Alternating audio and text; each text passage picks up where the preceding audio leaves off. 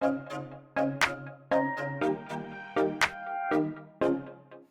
effectivement, les écoles du concours Avenir recrutent post-bac à travers le concours Avenir, mais aussi depuis toujours post-prépa. Et post-prépa, donc post-maths P, dans les différentes filières MP, PC, PSI, PT.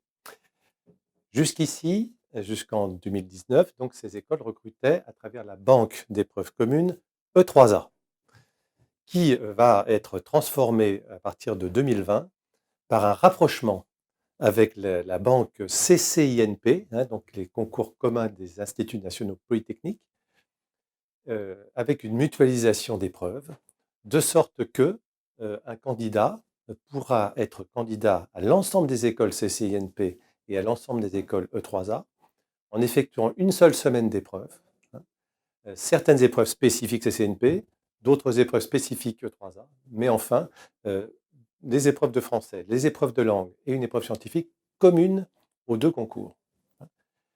Ça veut dire qu'avec une semaine d'épreuves, ces candidats pourront postuler potentiellement à un très grand nombre d'écoles, avec des frais mutualisés, environ 200 € pour les CCINP et des frais mutualisés par groupe d'écoles au sein de la banque 3A Polytech, c'est comme ça qu'elle s'appelle.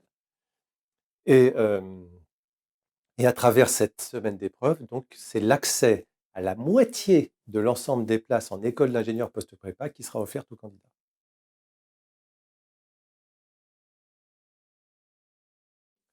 Alors il y aura une épreuve scientifique qui sera mutualisée dans chaque filière, qui pourrait être sciences de l'ingénieur, informatique, selon les filières. Ce qui restera spécifique, ce seront les épreuves de maths et de physique, de façon à ce que chaque candidat conserve sa double chance, une chance de réussir les concours CCIP, une chance de réussir les concours E3A Polytech. Néanmoins, cette mutualisation va éviter des jours d'épreuve aux candidats et leur simplifier énormément le travail.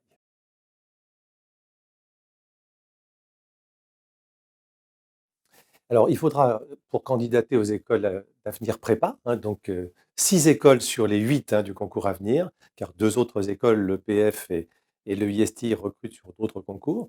Mais on pourra être candidat aux 6 écoles simultanément, avec un seul droit d'inscription, et au sein du concours, donc Avenir Prépa.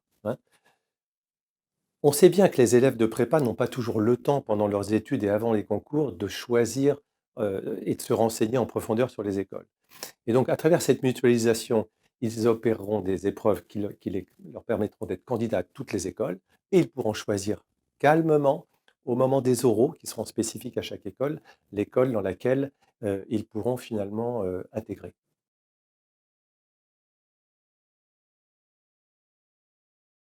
Choisir son école, c'est quelque chose d'important, puisque c'est les 3 années d'études suivantes, après 2 années difficiles de prépa, voire 3 parfois. Donc c'est un choix important. Donc il n'est jamais trop tôt pour commencer à y songer, Donc le repousser au calendre grec n'est pas forcément une bonne approche. Néanmoins, il faut aussi se donner le temps, et profiter effectivement de l'ensemble du temps proposé par le système SCEI, pour ordonner ou réordonner, car là, il est possible de modifier ces ordres de vœux jusqu'à la fermeture du système, et surtout profiter des oraux pour aller dans les écoles, pour se renseigner, car en général, c'est l'occasion aussi de discuter, de voir des étudiants, des enseignants, des équipes et de sentir les écoles. Voilà. En tout cas, il est important de ne pas faire ce choix uniquement sur papier ou sur une réputation, fût-elle assénée par les profs de prépa, qui ne connaissent pas toujours en profondeur ce qui se passe dans les écoles et leurs débouchés et les secteurs d'activité auxquels elles préparent.